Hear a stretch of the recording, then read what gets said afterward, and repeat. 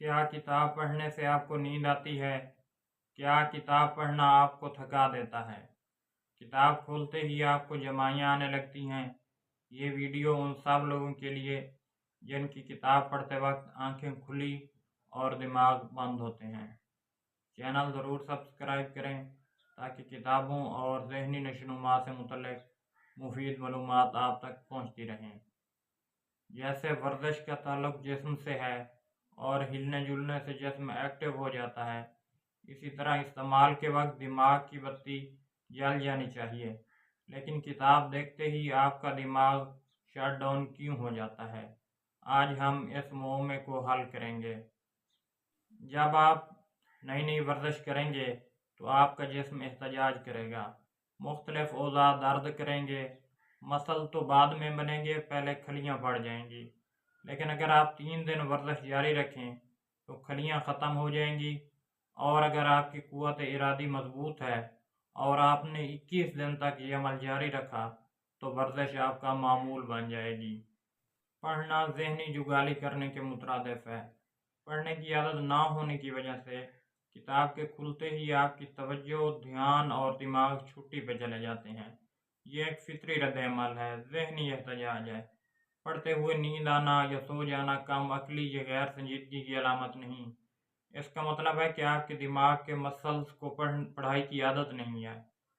किताब भी नहीं जारी रखें, 3 हफ्तों में किताब पढ़ना आपका मामूल बन जाएगा।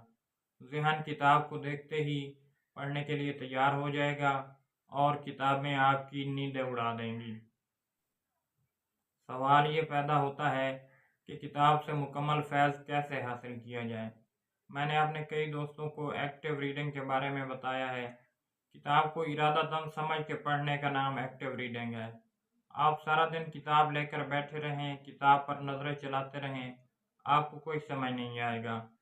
किताब से गुफ्तगू करें, इंटरेक्ट करें, देखें किताब कहती क्या है, कैसे कहती है, पिछली बात क्या थी, अगली बात क्या होगी।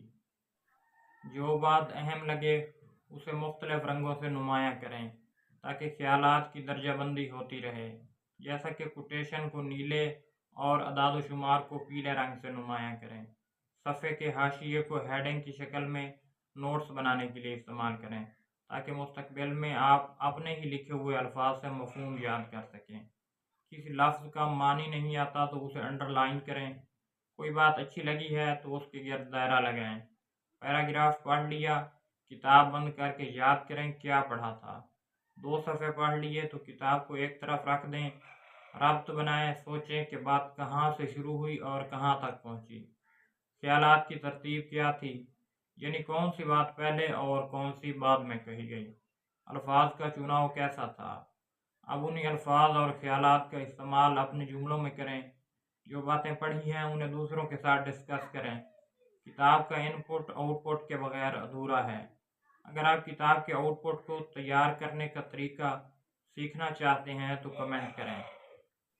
5 चीज़ों की आदत डालें, यानी किताब पीने के वक्त मुख्तलिफ रंगों का इस्तेमाल, हाशिए पर नोट्स लिखना, मुश्किल बातों को अंडरलाइन करना और अच्छी बातों के गिर्द दायरा लगाना, और पैराग्राफ पढ़ के उसे दोहराना और मुख्तलिफ पैराग्राफ में रब्त बनाना। इससे न सिर्फ आप एक्टिव रीडिंग करेंगे बल्कि किताब आपको सारी ज़िंदगी याद भी रहेगी। मैं उम्मीद करता हूँ कि आज के बाद किताब पढ़ते वक्त आपको नींद नहीं आएगी। अगर आप पढ़ते वक्त कोई और मुश्किल महसूस करते हैं तो कमेंट लिख के मुझे बताएं और मैं वीडियो बनाकर आपकी मुश्किल का अज़ाला करने की कोशिश करूँगा।